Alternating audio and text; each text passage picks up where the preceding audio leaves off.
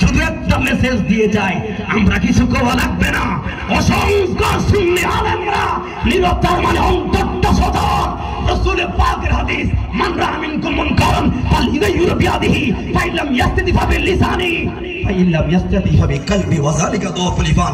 যদিও অন্যায় দেখো, হাত দ্বারা প্রতিহত করো, পারবা না মুখ দ্বারা প্রতিহত করো, এটাও যদি না করো অন্তর দ্বারা ঘৃণা করো। আমরা সাময়িক দুর্বল, অন্তর সজাগ, হৃদয় বিদুদেরকে ঘৃণা করি। অসংখ্য ওলি আল্লাহ সম্মানে আঘাত করেছ, সেদিন আর বেশি দূর নয়। তোরা মনে রাখ, ওই দিন একটা দলে দুর্গোবিন্দের পাথর ভেঙ্গে যদি সাকার হয়ে যায়, মস্তকটা পাবি দূরের কথা। এদেশে ওলি আল্লাহরা হুঙ্কার চললে তোরা ফলানো রাস্তাও খুঁজে পাবি না। কথা বলা ঠিক না বেশি?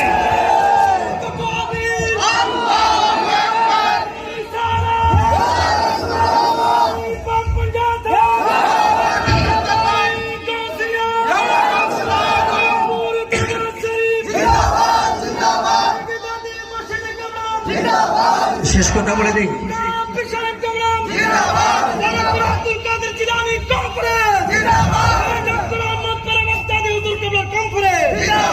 এই জন্য আমি বলি আমাদের সেই সুন্নিয়ত কায়েমের জন্য মাদ্রাসার কোনো বিকল্প নাই। মাদ্রাসা কোনো আপনাদের শাহপুর যারা এখানে রহমানগর এখানে আছেন, শুনেন, আমরা শাহপুর দরবারকে মুরিদের দৃষ্টিকোণ থেকে ভালোবাসেন। আমরা দেখে শুনে ব্যক্তি হিসেবে ভালোবাসি হুজুর কেবলাকে।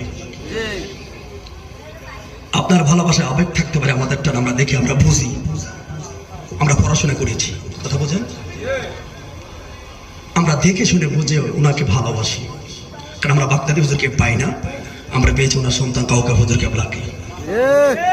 এই প্রজন্ম আফসোসটা এই জায়গায়, রহিমানগরটা হলো বাগদাদি হুজুর কেবলার প্রাণের জায়গা।